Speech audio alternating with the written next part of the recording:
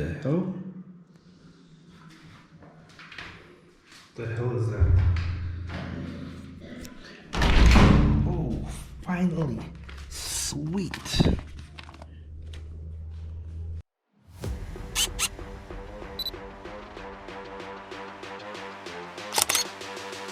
Hey, welcome back to my channel. In today's video, I'll be talking to you about the Mavic Air 2 drone by DJI.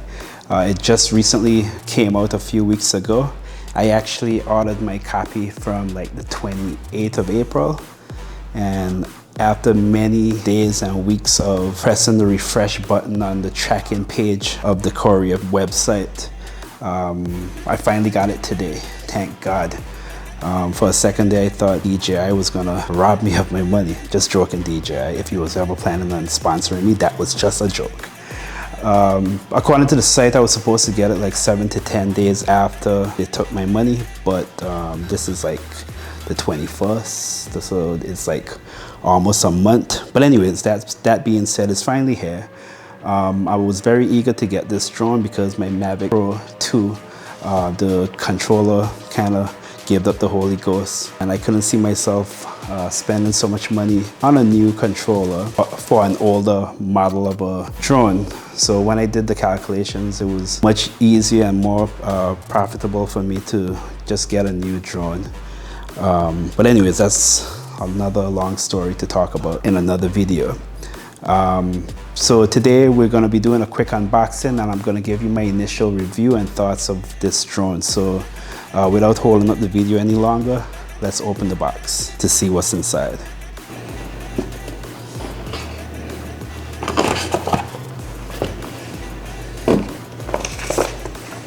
Okay, so I'm back. So this is everything that came in the box. So I'll go through it one by one with you so you could get an idea as to what you will be getting. Now this here is the basic version, which I got. I did not spend the extra $100 or $200 to get the Fly More combo, which is the most economical package, I guess, but it was kind of outside of my budget, especially at the time. So again, this is everything you get. You get 2 sets of props. One obviously will go onto the machine when you're ready to fly, and the other one is if you ever crash and need to change out the original one. And then of course you have the boring stuff, the read me first, quick start guide, yada yada yada. If you're new to drones, I highly recommend that you read this to make sure that you don't crash your drone, because that could never be a good thing. So yeah. Then of course you have the cables to connect the control to your phone or to your tablet or whatever you're using to record or to control your device. This is still in the case, so essentially it's just the cables, the regular cables, nothing fancy. And then of course you have the charging cable for your drone or for your batteries directly, especially if you have the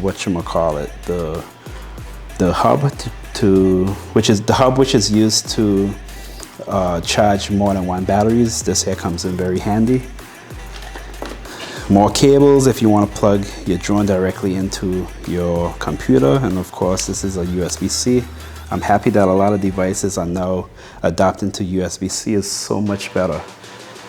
And then you have extra knobs for your controller if you ever leave or if you ever lose your joysticks. These comes in very handy. And of course you have the controller, which is a big change from what it was before. It was much smaller and it folded. This one here is kind of bigger, almost reminds me of the smart controller that DJI brought out last year. And the good thing about this is I understand that if I could get this open, what the hell?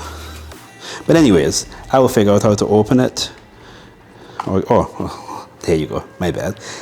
Yeah, the beauty of this is the antennas are built into this clamp here for your phone, so there's no more fiddling with your antennas to make sure you're getting the best signal So it's pretty good, but you have all the standard buttons, your on, your home button, your flight mode, whether it's tripod, normal, or sports.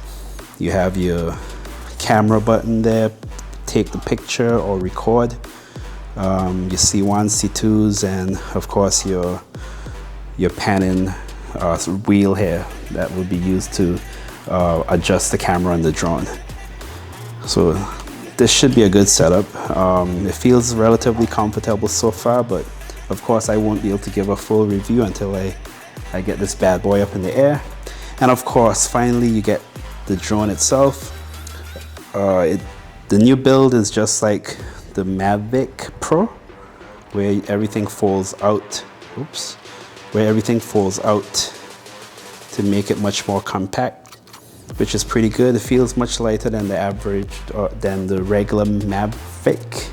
Jeez, I'm stumbling on my words today. But yeah, it feels much more lighter.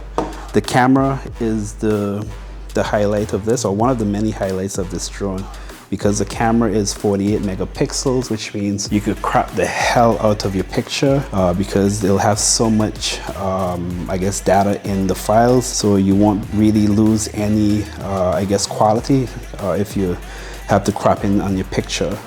And then also, what I like about it is the fact that it could go up to 10 kilometers away from home, which equates to about 6 miles.